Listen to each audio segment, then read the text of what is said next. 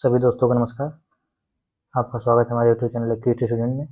आज है 23 मार्च 2026। तो 23 मार्च 2026 से जो भी इंपॉर्टेंट करंट अफेयर्स है उसको एमसीक्यू के थ्रू समझेंगे और जो भी एक्स्ट्रा फैक्ट है, जो भी स्टैटिक जीके है उसे भी समझेंगे। तो हम 15 से 20 मिनट में हम 10 सवाल करेंगे। चलिए बिना देरी के शुरू करते हैं। प्रश्न नंबर 1 कह रहा है कि हाल ही में किसे यूके में महिला सशक्तिकरण पुरस्कार सम्मानित किया गया है। तो महिला सशक्तिकरण पुरस्कार सम्मानित किया गया है ऋतुपर्णा सेनगुप्ता को। ये ऋतुपर्णा सेनगुप्ता जी। तो भारतीय अभिनेत्री ऋतुपर्णा सेनगुप्ता को महिला सशक्ति पुरस्कार से सम्मानित किया गया है। उन्हें वर्ष 2026 में ब्रिटेन के प्रतिष्ठित हाउस ऑफ कॉमन्स में सम्मानित किया गया है। यह सम्मान उन्हें अंतर्राष्ट्रीय महिला दिवस के अवसर पर आयोजित एक कार्यक्रम के दौरान कला और संस्कृति के क्षेत्र में उनको योगदान के लिए दिया गया था। तो अंतर्राष्ट्रीय महिला दिवस कब मनाते हैं? 8 मार्च को। इस समारोह में विभिन्न क्षेत्रों में महिलाओं की उपलब्धियों को रेखांकित किया गया। तो महिला सशक्तिकरण पुरस्कार ऋतुपर्णा सेनगुप्ता जी को मिला। चलिए कौन कौन से अवार्ड मिले वो भी जान लेते हैं। अभी हाल ही में स्टॉकहोम जल पुरस्कार 2026 से काव्य मदानी को सम्मानित किया गया है। KISS ह्यूमैनिटेरियन अवार्ड 2025 से नीता अंबानी को सम्मानित किया गया है। विलियम डेलरिम्पल ने प्रतिष्ठित मार्क लिंटन हिस्ट्री प्राइज 2026 जीता है। तो मार्क लिंटन हिस्ट्री प्राइज 2026 कौन जीता है? विलियम डेलरिम्पल ने। द म्यूजिक एकेडमी चेन्नई द्वारा प्रतिष्ठित संगीत कला निधि पुरस्कार 2026 के लिए जयंती कुमारेश को चुना गया है। तो जयंती कुमारेश को संगीत कला निधि पुरस्कार 2026 मिला है। हिंदी भाषा के लिए साहित्य अकादमी पुरस्कार 2025 से ममता कालिया जी को सम्मानित किया गया है। तो ममता कालिया जी कृति कौन है? जीते जी इलाहाबाद। इसके लिए साहित्य अकादमी पुरस्कार 2025 मिला है। आर वैरामुथु को ज्ञानपीठ सम्मान 2025 से सम्मानित किया गया है। चलिए अगले प्रश्न पर चलते हैं। हाल ही में कौन सा देश 2027 राष्ट्रमंडल युवा खेलों की मेजबानी करेगा? तो 2027 के राष्ट्रमंडल युवा खेलों की मेजबानी जो है पेरू करेगा। ये रहा साउथ अमेरिका का मैप। साउथ अमेरिका में ये रहा पेरू। पेरू की राजधानी क्या है? पेरू की राजधानी लीमा। पेरू में ही हमें एक टीटीकाका लेक मिलती है जो विश्व की सबसे ऊंची झील है। तो पेरू में क्या है? हमें टीटीकाका लेक मिलती है जो विश्व की सबसे ऊंची झील है। और यहीं पे ही माचू पिच्चू मिलता है। माचू पिच्चू जो है यहाँ पर एक इंका सभ्यता का स्थल है। माचू पिच्चू जैसे अपने हड़प्पा सभ्यता है उसी तरह माचू पिच्चू में भी इंका सभ्यता। जैसे क्वेश्चन पूछेगा माचू पिच्चू कहाँ है, तो माचू पिच्चू कहाँ पे? पेरू में। और पूछेगा इंका सभ्यता कहाँ है, तो इंका सभ्यता माचू पिच्चू में है। और माचू पिच्चू कहाँ पे? पेरू में। चलिए देख लेते हैं कौन कौन सा खेल कहाँ पे होगा। तो शीतकालीन ओलंपिक 2026 ये मिलानो कोर्टिना इटली में होगा। शीतकालीन पैरालंपिक 2026 इटली में होगा। कॉमनवेल्थ गेम्स 2026 ये ग्लासगो स्कॉटलैंड में होगा। एशियन गेम्स 2026 जो है आईची नगोया जापान में होगा। फीफा वर्ल्ड कप 2026 वाला कहाँ होगा? अमेरिका, कनाडा और मेक्सिको 3 देशों में होगा। फीफा वर्ल्ड कप 2030 जो है ये 6 देशों में आयोजित होगा। यह टूर्नामेंट के 100 साल पूरे होने के उपलक्ष्य में 3 महाद्वीपों के 6 देशों में आयोजित किया जाएगा। तो 6 देश कौन कौन से? स्पेन, पुर्तगाल, मोरक्को, उरुग्वे, अर्जेंटीना एवं पैराग्वे।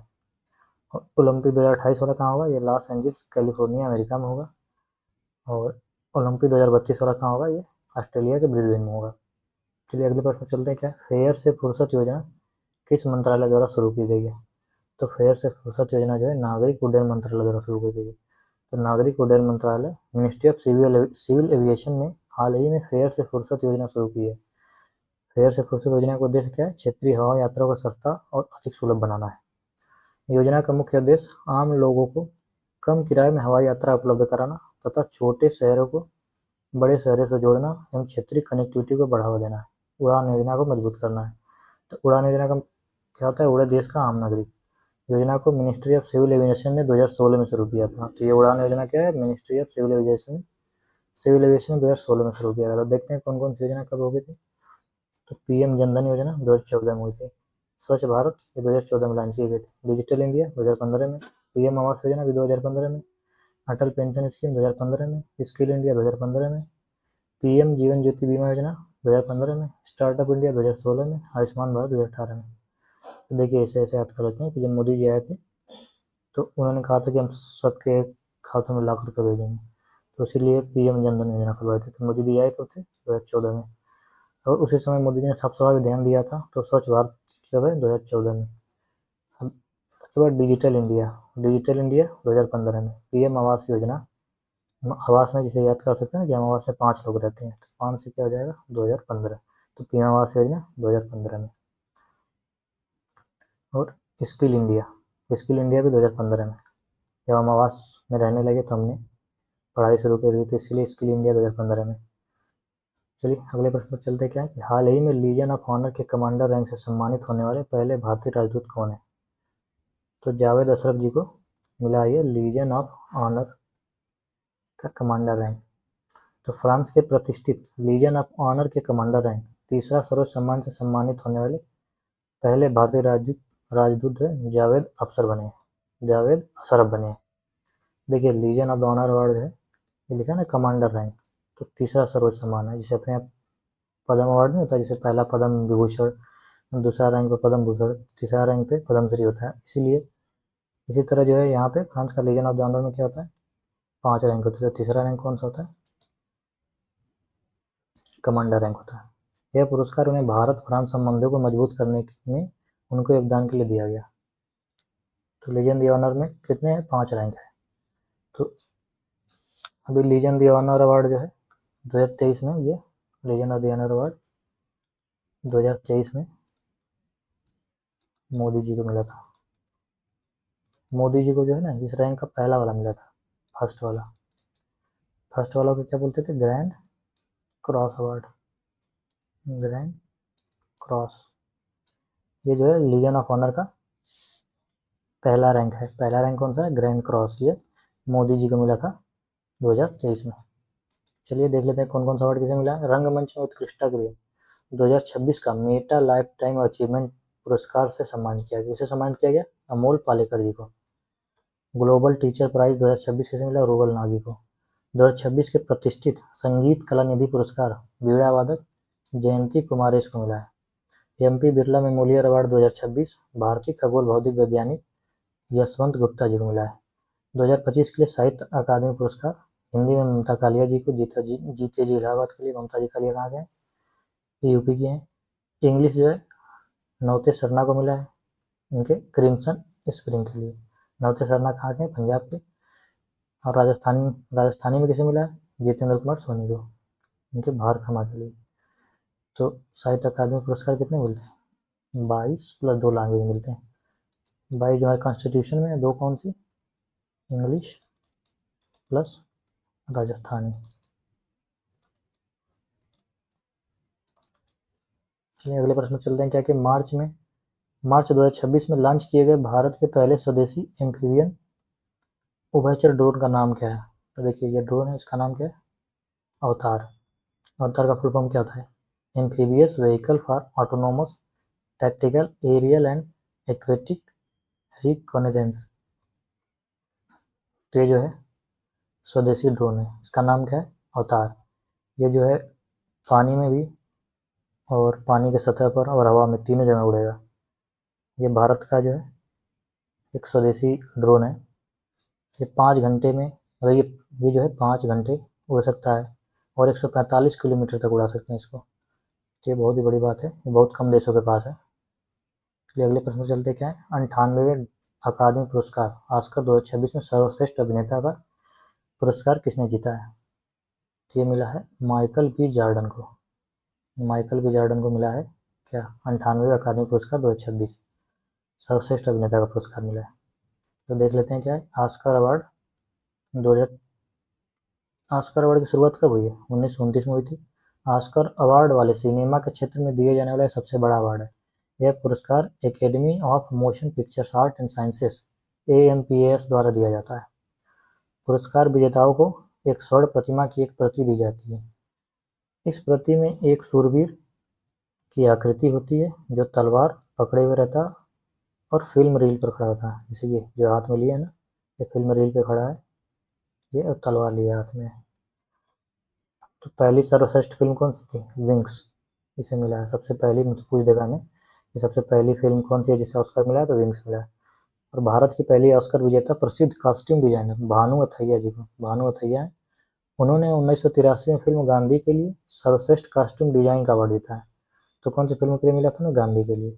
तभी देख लेते हैं कि 98वें अकादमी अवार्ड किसे मिला है।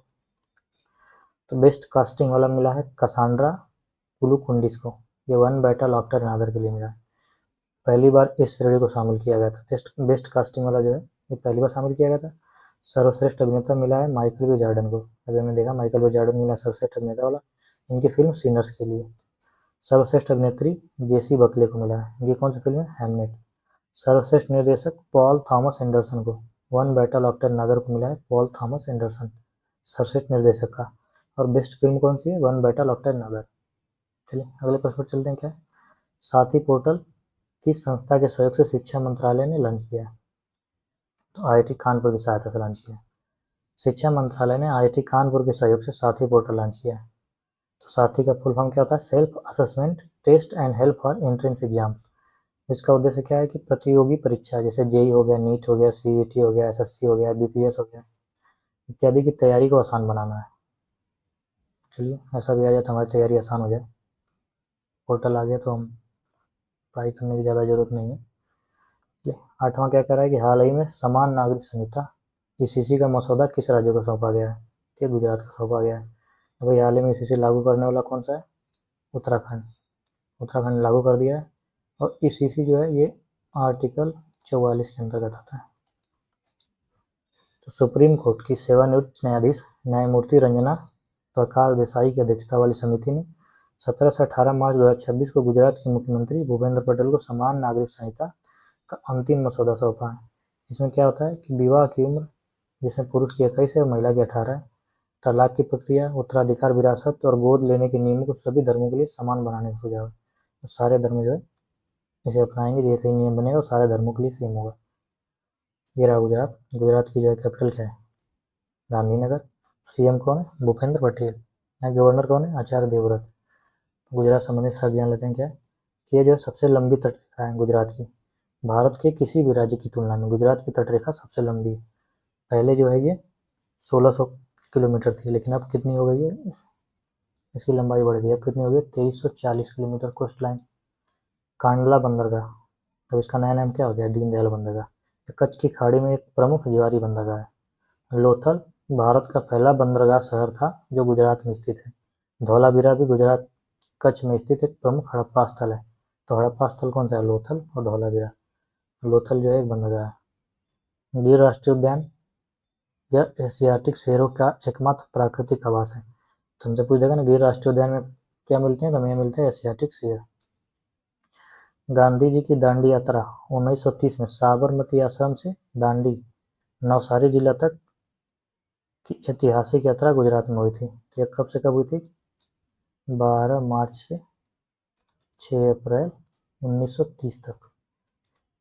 किसी पेपर में पूछ दिया था कितने दिन चली थी? तो 24 दिन चली थी। इनकी यात्रा जो 24 दिन चली थी। Statue of unity Kevadia Narmada जिले में स्थित है। यह दुनिया की सबसे ऊंची प्रतिमा है जो सरदार वल्लभ भाई पटेल की है। तो सरदार वल्लभ भाई पटेल की प्रतिमा जो है गुजरात में से क्या बोलते हैं? Statue of unity. यह नर्मदा नदी के तट पर साधु बेट द्वीप पर है। साधु बेट द्वीप पर है। मोढेरा का सूर्य मंदिर, रानी की वाव और चंपानेर पावागढ़ पुरातत्व पार्क भी गुजरात में है। तब देख लेते हैं। और जो ये स्टेच्यू ऑफ यूनिटी है ये 182 मीटर की है। बांध कौन सा? सरदार सरोवर बांध, उकाई बांध, दरोई बांध। यहाँ पे 3 बांध मिलते हैं। तो सरदार सरोवर बांध जो है ये नर्मदा नदी पर है। उकाई बांध जो है ये तापी नदी पर है। अब दरोई बांध जो है ये साबरमती नदी पर है। अहमदाबाद भी साबरमती नदी के किनारे स्थित है। चलिए अगले प्रश्न चलते हैं। क्या कि भारत के 94वें ग्रैंड मास्टर कौन बने हैं? तो 94वें ग्रैंड मास्टर बने हैं मयंक चक्रवर्ती। असम के 17 वर्षीय शतरंज खिलाड़ी मयंक चक्रवर्ती भारत के 94वें ग्रैंड मास्टर बने हैं। मयंक चक्रवर्ती यह उपलब्धि हासिल करने वाले पूर्वोत्तर भारत के पहले खिलाड़ी हैं। तो पूर्वोत्तर भारत के पहले खिलाड़ी कौन है? मयंक चक्रवर्ती जो 94वें ग्रैंड मास्टर बने हैं। चलिए असम संबंधित पर जान लेते हैं। असम की राजधानी क्या है? दिसपुर। मुख्यमंत्री कौन है? हेमंत बिस्वा शर्मा। राज्यपाल कौन है? लक्ष्मण प्रसाद आचार्य। ये रहा हमारा असम। तो असम में lower Kopili hydro electric project जो है असम में स्थित है। नेशनल वाटरवे 57 यह इसी कोपली नदी पर स्थित है। एशिया का पहला तेल का कुआं डिगबोई असम राज्य में स्थित है। काजीरंगा राष्ट्रीय उद्यान और मानस राष्ट्रीय उद्यान यहीं पर स्थित है। तुमसे पूछेगा काजीरंगा कहाँ पे है, मानस कहाँ पे है? तो दोनों असम में है। असम की जीवन रेखा ब्रह्मपुत्र नदी है, जिस पर दुनिया का सबसे बड़ा नदी द्वीप माजुली है। तो माजुली कहाँ पे है? ब्रह्मपुत्र में। ब्रह्मपुत्र कहाँ पे है? असम में। चलिए अंतिम प्रश्न पर चलते हैं। मानस राष्ट्रीय उद्यान, अभी हमने क्या पढ़ा था? मानस कहाँ पे? असम में। तो मानस राष्ट्रीय उद्यान में खोजी गई उस बेकिया परिवार की नई प्रजाति का नाम किसके नाम पर रखा गया है? तो यहाँ के सबसे बड़े सिंगर कौन थे? जुबिन गर्ग। असम के मानस राष्ट्रीय उद्यान में गुवाहाटी विश्वविद्यालय के शोधकर्ताओं ने उज़्बेकिया परिवार की एक नई पौध प्रजाति खोजी है। इसका नाम प्रसिद्ध असमिया गायक संगीतकार जुबिन गर्ग के सम्मान में उज़्बेकिया जुबिन गार्गियाना नाम रखा गया है। ये रही वो प्रजाति, इसका नाम क्या है? उज़्बेकिया जुबिन गार्गियाना। यह एक 12 मासी झाड़ी है जो लगभग 2.5 से 3.5 मीटर तक लंबी होती है और इसमें गुलाबी फूल आते हैं। फूल कौन से थे इसमें? गुलाबी फूल थे।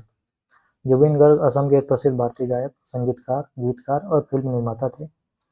जुबिन गर्ग की मृत्यु सिंगापुर में हुई है, जिसकी जांच के लिए असम सरकार ने सौमित्र सैकिया की अध्यक्षता में एक जांच समिति का गठन किया है। तो किसकी अध्यक्षता में? सौमित्र सैकिया की अध्यक्षता में। चलिए रिवीजन कर लेते हैं कल वाला। तो दिव्यांग व्यक्तियों को निःशुल्क बस यात्रा की सुविधा प्रदान करने के लिए किस राज्य ने दिव्यांग शक्ति योजना शुरू की है? दिव्यांग शक्ति योजना कौन शुरू की थी? आंध्र प्रदेश के सीएम चंद्रबाबू नायडू ने।